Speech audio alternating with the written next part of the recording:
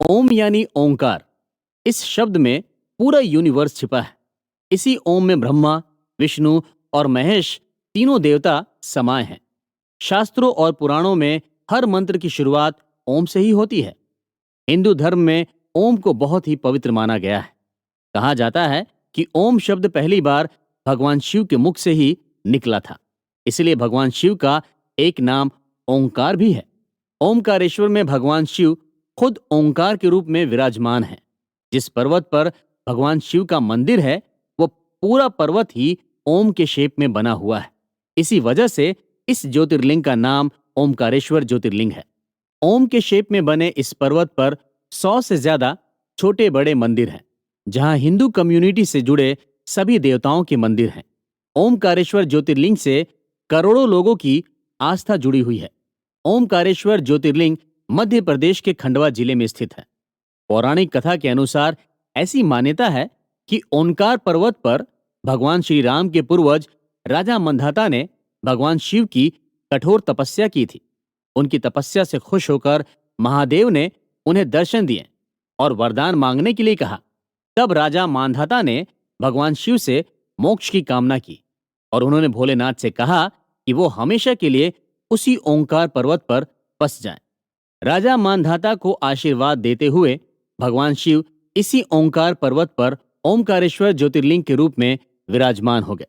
ओमकारेश्वर ज्योतिर्लिंग के बारे में कहा जाता है कि ये कोई हाथों से बनाया गया शिवलिंग नहीं है, बल्कि ये खुद अवतरित हुई ज्योतिर्लिंग है, जो कि जमीन से निकली हुई है। इस ज्योतिर्लिंग के चारों तरफ हमेशा पानी भरा रहता है। कहते हैं कि मां नर्मदा भगवान शिव का 24 घंटे अभिषेक करती है। ओमकारेश्वर आने वाला हर शिव भक्त अपने भगवान की पूजा विधि विधान और सच्चे मन से करता है। यहाँ पर भगवान शिव का अभिषेक करने से आपकी मांगी हर मन्नत पूरी हो जाती है। कहते हैं इस तीर्थ की रचना भगवान ने खुद अपने हाथों से की थी। ओमकारेश्वर ज्योतिर्लिंग के साथ ही यहाँ पर ममलेश्वर ज्योतिर्लिंग भी है और इन दोनों ही ज्योतिर्लिंगों को एक ही माना जाता है। ममलेश्वर ज्योतिर्लिंग का भी उतना ही महत्व है जितना ओमकारेश्वर ज्योतिर्लिंग का है। इसलिए ओमकारेश्वर ज्योतिर्लिंग के दर्शन करने के बाद भगवान ममलेश्वर के दर्शन किए बिना ये यात्रा अधूरी मानी जाती है। ओमकारेश्वर ज्योतिर्लिंग जिस पर्वत पर बना है, वो चारों तरफ से पानी से घिरा हुआ है। इसके एक तरफ नर्मदा नदी बहती है तो दूसरी तरफ कावेरी नदी। जहां पर पर्वत खत्म होता है, उस जगह पर दोनों नदियों का मिलन होता है, जिसे कावेरी नर्मदा संगम कहा जाता है। ये संगम भक्ति और भावना का संगम है। कहते हैं सच्चे मन से संगम में डुबकी लगाने पर सारे पाप धुल जाते हैं। जब आप किसी तीर्थ में जाते हैं तो उसका फल आपको सिर्फ एक बार मिलता है, लेकिन ओमकारेश्वर में पहुंचे हर भक्त को यहाँ पर 3 गुना फल मिलता है। ऐसी मान्यता है कि यहाँ पर भगवान ओमकारेश्वर, भगवान ममलेश्वर और मां नर्मदा नदी विराजित है। मां नर्मदा को कलयुग की गंगा भी कहा जाता है। मां नर्मदा अपने भक्तों की हर मन्नत को सुनती है। जिसकी भी मन्नत पूरी हो जाती है, वो नर्मदा नदी में चुनरी चढ़ाता है। भोले भंडारी बड़े ही दयालु हैं। वो अपने यहाँ आए हर भक्त की झोली भरते हैं। ओमकारेश्वर ज्योतिर्लिंग मंदिर के बारे में भी थोड़ा जान लेते हैं। ये मंदिर 5 फ्लोर में बना हुआ है। सबसे नीचे ओमकारेश्वर ज्योतिर्लिंग है, जहां गर्भगृह में भगवान शिव का हजारों साल पुराना शिवलिंग स्थापित है। ओमकारेश्वर ज्योतिर्लिंग में जल रही अखंड ज्योति सालों से जल रही है। यह मंदिर हजारों साल पुराना है, जो कि कई पिलर पर टिका हुआ है। पूरे साल ओमकारेश्वर मंदिर में हजारों लाखों लोग दर्शन करने आते हैं। मंदिर की पहली मंजिल पर भगवान महाकालेश्वर का मंदिर है।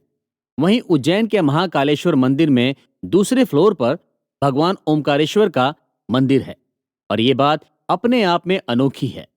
3rd फ्लोर पर भगवान शिव सिद्धनाथ के रूप में बैठे हैं, तो वहीं 4th फ्लोर पर गुप्तेश्वर महादेव का मंदिर है।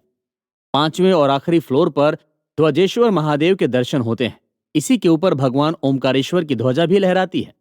मंदिर में सुबह, दोपहर और शाम को 3 बार आरती की जाती है। जिस तरह से उज्जैन में भस्म आरती का बहुत ज्यादा महत्व है, उसी तरह से ओमकारेश्वर में शाम को होने वाली शयन आरती का बहुत महत्व है। शाम को ओमकारेश्वर ज्योतिर्लिंग में भगवान शिव का विशेष श्रृंगार किया जाता है। यहाँ पर भगवान शिव पार्वती के खेलने के लिए चौसर बिछाई जाती है। मंदिर में काम करने वाले पंडितों का कहना है कि वो लोग जब सुबह मंदिर का दरवाजा खोलते हैं तो चौसर पूरी तरह से बिखरी मिलती है। ऐसा माना जाता है कि भगवान शिव और मां पार्वती रात में यहाँ पर चौसर खेलने आते हैं और ऐसा सदियों से होता आ रहा है। रात के समय मंदिर के अंदर रुकने की परमिशन किसी को नहीं होती है। शयन आरती के बाद दरवाजे पूरी तरह से बंद कर दिए जाते हैं। शिवरात्रि, सोमवती अमावस्या, नर्मदा जयंती और गंगा दशहरा जैसे मौकों पर ओमकारेश्वर में श्रद्धालुओं का सैलाब उमड़ पड़ता है। श्रद्धा से भक्त बाबा के दरबार में हाजिरी देने पहुंचते हैं। ओमकारेश्वर में देश विदेश से लाखों श्रद्धालु दर्शन करने आते हैं।